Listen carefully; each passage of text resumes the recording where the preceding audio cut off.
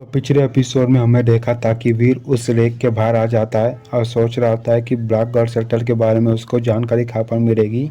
और तभी वीर चले जाता है स्टारवीर शेल्टर। उसके बाद वीर सीधा संजय कपाड़िया के पास चले जाता है और संजय कपाड़िया वीर को देखते हुए कहता है, वीर तुम इतने दिन से कहा थे, तुम्हारे बारे में कोई भी खबर नहीं मिली मुझे। वीर संजय कपाड़िया को कहता है, मुझे तुम्हारी हेल्प चाहिए थी। तभी वीर संजय कपाड़िया की बात सुनते हुए कहता है, मुझे तुमसे कुछ जानना था। क्या तुमने कभी ब्लैक गॉड के बारे में सुना है? क्या तुम जानते हो वो कौन सी नाइफ टेक्निक यूज करता है और वो नाइफ टेक्निक आखिर कहाँ से आई है? संजय कपाड़िया वीर की बात सुनते हुए कहता है, ब्लैक गॉड की स्वाट टेक्निक। उसके बारे में तो मेरे को ज्यादा नहीं मालूम, पर उस टेक्निक का नाम है टोर्नेडो नाइफ। Tornado knife. तभी वीर कुछ सोचने लग जाता है, मैंने ये नाम कहीं तो सुना है। और तभी वीर को याद आता है कि कबीर बलदान के बहुत सारे नाइफ स्किल में से एक टोर्नेडो नाइफ की। मेरे को जितना मालूम है, कबीर बलदान के पास इतनी एबिलिटी नहीं थी कि वो नाइफ को गायब कर सके। क्या ये ब्लैक गॉड कबीर बलदान से रिलेटेड हो सकता है? उसके बाद वीर टेलीपोर्ट होकर पृथ्वी ग्रह आ जाता है। उसके बाद वीर जैसे ही अपने रूम की ओर जा रहा होता है, तभी उसे रूही और कैप्टन हमेशा दिखाई देती है। उसके बाद वीर रूही के पास जाते हुए रूही को सैल्यूट करते हुए कहता है, हेलो कैप्टन। तभी रूही अपने हाथ हिलाते हुए हंसते हुए कहती है, हाँ वीर, तुम्हें यह सब करने की कोई जरूरत नहीं है। वीर अन्वेषा को देखते हुए अपने मन में सोच रहा था, ये लड़की रूही को 24 घंटा गार्ड करते हुए रहती है, मेरे पास टाइम ही नहीं मिलता है कि मैं रूही से बात कर सकूं। और उसके बाद वीर अपने रूम पे चले जाता है और सीधा कबीर मदान को फोन लगा देता है। फिर कबीर मदान फोन, हेलो वीर, बहुत टाइम हुए तुझे मेरे को फोन किए हुए। कबीर मदान वीर से कहता है, और बहुत टाइम हुआ बात किए हुए, आखिर मिलिट्री में काम करते हुए तुम्हें कैसा लग रहा है? मेरे पास तो एक ब्यूटीफुल लड़की है तुम्हारा ध्यान रखने के लिए। तुम मिलिट्री में काम करते हुए भी लगता है तुम वेकेशन पे हो। मेरा और समल का तो बहुत ज्यादा ही बुरा हाल हो रखा है इधर। दोनों या तो ज्यादातर ट्रेनिंग करते रहते हैं या तो सूरज से लड़ते हुए रहते हैं। आ जाने कितने बार, ऑलमोस्ट हम लोग बहुत बार अपनी जान को गवाते गवाते बचे हैं। तभी वीर कबीर मदान की बात सुनते हुए कहता है, पर तुम दोनों को फ्रंट लाइन में लड़ने की क्या जरूरत है? तुम्हारा और समर प्रताप का बैकग्राउंड के हिसाब से तुम्हें फ्रंट लाइन में लेने की तो कोई भी जरूरत नहीं है। कबीर मदान कहता है, ये सब समर का आइडिया था। इन्हें कहा था कि केवल ऐसे ही करते ही हम लोग अपने आप को और ज्यादा ही ताकतवर बना सकते हैं। लेकिन ये सब छोड़ो, आखिर तुमने मेरे को फोन किया क्यों? पहली बात। अभी वीर कहता है, क्या तुम ब्लैक गॉड के बारे में जानते हो? उसके बाद वीर अपने और ब्लैक गॉड के बीच में जो भी हुआ है सब कुछ कबीर मदान को कह देता है। अभी कबीर मदान कहता है, वीर अगर तू मेरा सच्चा दोस्त है तो कभी भी तुझे चांस मिले तो उस ब्लैक गॉड को जान से मार डालना। और जो वो टोर्नेडो नाइफ यूज कर रहा है वो हमारे मदान फैमिली की एक सीक्रेट टेक्निक है। हमारे फैमिली के कुछ ट्रबल के कारण उस टोर्नेडो नाइफ को किसी और ने लूट लिया था हम लोगों से। कुछ ही लोगों में एक ब्लैक गॉड भी शामिल था। कबीर मदान की बात सुनते हुए वीर कहता है, चलो अब मेरे को कोई चिंता करने की बात नहीं है। तभी कबीर कहता है, क्या, लेकिन तुम किस बारे में कह रहे हो? तुम्हें चिंता करने की आखिर जरूरत ही क्या है? वीर कहता है, पहले ये लगा था कि तुम्हारे और ब्लैक गॉड में किसी तरह का रिलेशनशिप होगा, की वजह से चीजें फ्यूचर में जाके कुछ ऑकवर्ड हो जाती। कभी मदान कहता है, वीर भाई तू उसे जान से मार डाल, उसके बदले में तुझे धूमधाम पार्टी दूंगा। रही बात उन लोगों की जो ब्लैक गॉड को सपोर्ट कर रहे हैं, चिंता तो तुम बिल्कुल भी मत करो, उन सबको मैं हैंडल कर लूंगा। कभी मदान कहता है, चलो कल मिलते हैं विचुअल ट्रेनिंग कैंप में। फिर अगले दिन जैसे ही वीर विचुअल ट्रेनिंग कैंप में आ जाता है, वीर देखता है कि वीर और उसके मैच को कोई भी देख नहीं सकता है। तभी कबीर मदान कहता है, ये सीक्रेट टेक्निक हमारी फैमिलीज की एक सीक्रेट टेक्निक है, हम इसे बाहर यूं ही नहीं लीक होने देना चाहते हैं। उसके बाद वीर और कबीर मदान एक एक तलवार अपने हाथों में पकड़ लेते हैं और फिर कबीर मदान कहता है, मेरे पास बहुत ज्यादा टाइम नहीं है, चलो जल्दी से प्रैक्टिस स्टार्ट करते हैं। और उसके बाद कबीर मदान सीधा वीर पे अटैक करता है और वीर अपनी तलवार निकाल कर ब्लॉक कर रहा है, पर जैसे ही वो तलवार वीर के पास आने वाली रहती है, वो तलवार सीधा वहां से गायब हो जाती है। जरा शॉक हो जाता है और कहता है, क्या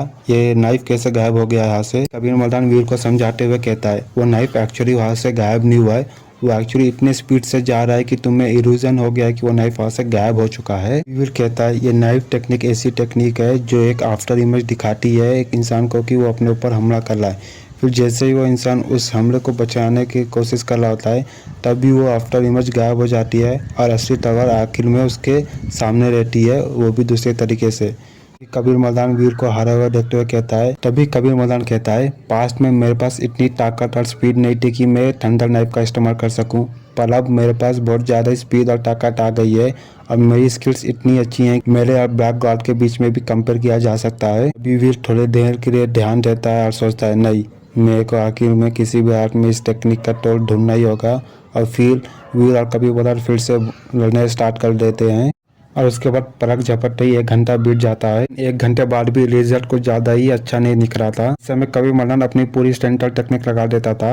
मेरे फैमिली में फोर्स को इस्तेमाल करने का एक यूनिक तरीका है, इसे टोर्नेडो नाइफ में इंटीग्रेट किया गया है। वही चीज टोर्नेडो नाइफ को कुछ समय के लिए डिसअपीयर होने में अलाउ करती है और उसी सेम फिटनेस लेवल पर कोई भी इंसान उस टोर्नेडो नाइफ को ब्लॉक नहीं कर सकता है। इस समय ब्लॉक गार्ड तुमसे ज्यादा ही स्ट्रांग है। उसके बाद कवि मदन वर्चुअल कैंप से चले जाता है। फिर भी वर्चुअल कैंप में ही रहते हुए कवि मदन की बात सोच रहा होता है, अगर मेरे और ब्लैक गार्ड के बीच 1-on-1 मुकाबला हो तो मैं अपने फुटस्टेप्स को यूज करते हुए सकता हूँ और इसके कारण ब्लैक गार्ड को मेरे को हराने में बहुत ज्यादा ही मुश्किल होगी। लेकिन जब तक ब्लैक गार्ड कोई भी गलती नहीं करेगा तब तक मेरे पास कोई चांस नहीं है कि मैं ब्लैक गार्ड को भी हरा सकूं। ऐसे वीर बहुत सारी बातें अपने मन ही मन में सोच रहा था और तभी वीर को बीप बीप की साउंड सुनाई देती है। जैसे ही अपनी आंख खोल कर देखता है तभी वीर को वर्चुअल कैंप में कॉल आती है और उस कॉल का नाम मिस परफ्यूम रहता है। वीर कहता है आखिर इसको मेरे से क्या काम है। तभी वीर उसका कॉल एक्सेप्ट कर लेता है। वीर के कॉल एक्सेप्ट करते ही मिस परफ्यूम वीर के सामने आकर खड़ी हो जाती है वर्चुअल स्क्रीन में। कोच क्या आप फ्री है मेरे को एक क्लास देने के लिए।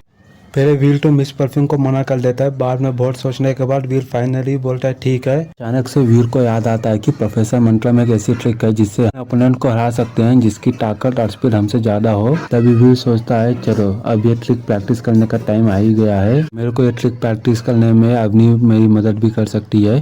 तभी वीर मिस परफ्यूम से एक सवाल पूछता है, अगर तुम्हारा मुकाबला किसी एक इंसान से हो जाए जिसकी स्पीड तुमसे जाती है तब तुम मुझसे कैसे लड़ोगी।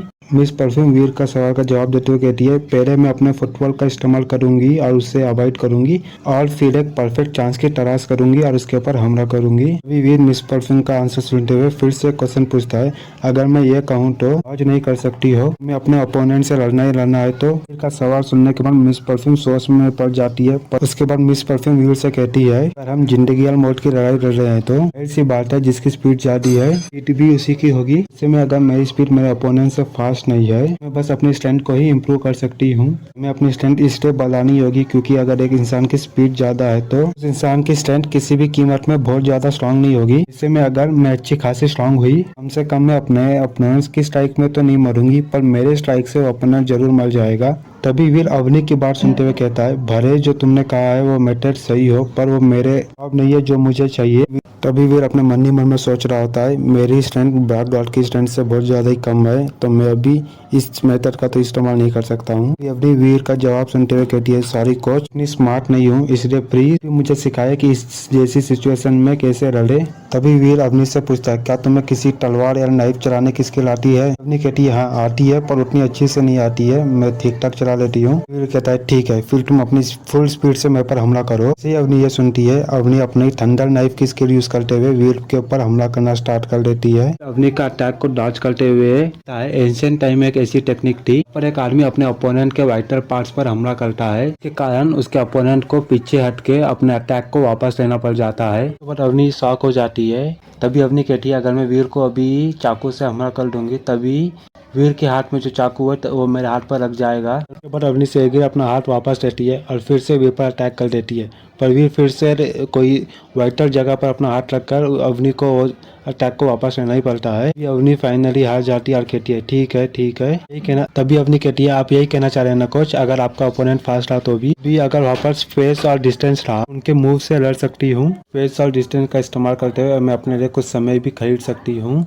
तभी वीर अवनी से कहता है अपने ओपोनेंट की वीकनेस का यूज करते हुए उसके स्ट्रेंथ को रिस्ट्रेन करना होगा जिससे तुम्हारा ओपोनेंट उसकी फुल स्ट्रेंथ को यूज ना कर पाए। जो ट्रिक है इसको नॉट किलिंग ट्रिक भी कहते हैं क्योंकि ये ट्रिक किलिंग के लिए नहीं बची है, ये ट्रिक बनी है क्योंकि तुम्हारा ओपोनेंट तुम्हारे तरफ से डिफेंस में चले जाए। एक बार वीर कहता है तुम अभी तक मेरा पूरा मतलब समझे नहीं हो, तुम आगे प्रैक्टिस करते रहोगे तो तुम मेरी बात समझ जाओगी। अवनी वीर की बात सुनते हुए सोचती है इसके अवनी कहती है ये आखिर है कौन, इसके पास इतना स्ट्रांग दिमाग और इतनी स्ट्रांग एबिलिटीज है, ये कुछ ना कुछ बड़ा ही ऑफिसर होगा आर्मी में। और इसके साथ ही ये एपिसोड यहाँ पर ही खत्म हो जाता है।